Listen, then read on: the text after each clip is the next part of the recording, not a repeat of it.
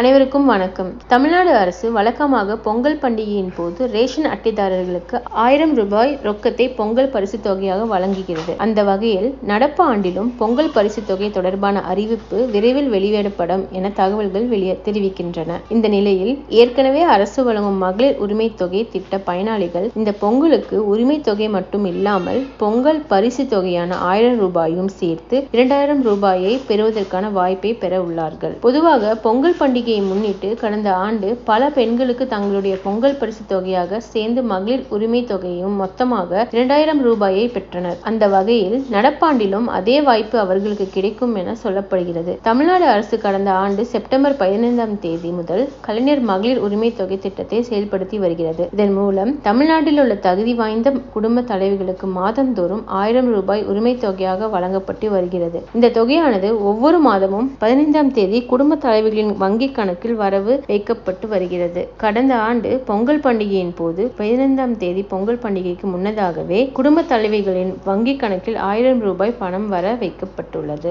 அது மட்டுமின்றி தமிழ்நாடு அரசு சார்பாக ரேஷன் அட்டைதாரர்களுக்கு 1000 ரூபாய் பொங்கல் பரிசு தொகையும் வழங்கப்படுகிறது. இது நேரடியாக ரேஷன் கடை வாயிலாக வழங்கப்பட்டது. இதனால் மகளிர் உரிமை தொகை பெற்று வரும் மகளிர் இந்த ஜனவரி மாதத்தில் மட்டும் 2000 ரூபாயை அரசு தரப்பிலிருந்து பெற்றனர். வரக்கூடிய பொங்கல் பண்டிகையின் போது அரசு 1000 ரூபாய் தொகையை வழங்க வாய்ப்பு இருப்பதாக சொல்லப்படுகிறது. அந்த வகையில் இந்த ஆண்டு பொங்கல் பண்டிகையும் இந்த பெண்களுக்கு கொண்டாட்டம் மிகுந்த பண்டிகையாக அமையும் என எதிர்பார்க்கப்படுகிறது. கடந்த முறை பொங்கலின் போது 15ஆம் தேதி பண்டிகை என்பதால் வழக்கமாக பணம் போடப்படும் 15ஆம் தேதிக்கு முன்னதாகவே மகளிர் உரிமை தொகை பயனாளிகளுக்கு 1000 ரூபாய் பணம் வரவு வைக்கப்பட்டது. இந்த முறையும் அதே பின்பற்றப்படும் என சொல்லப்படுகிறது. இது போன்ற தகவல்களை மேலும் தெரிஞ்சுக்கணும் அப்படின்னா நம்ம சேனலை சப்ஸ்கிரைப் பண்ணிக்கோங்க.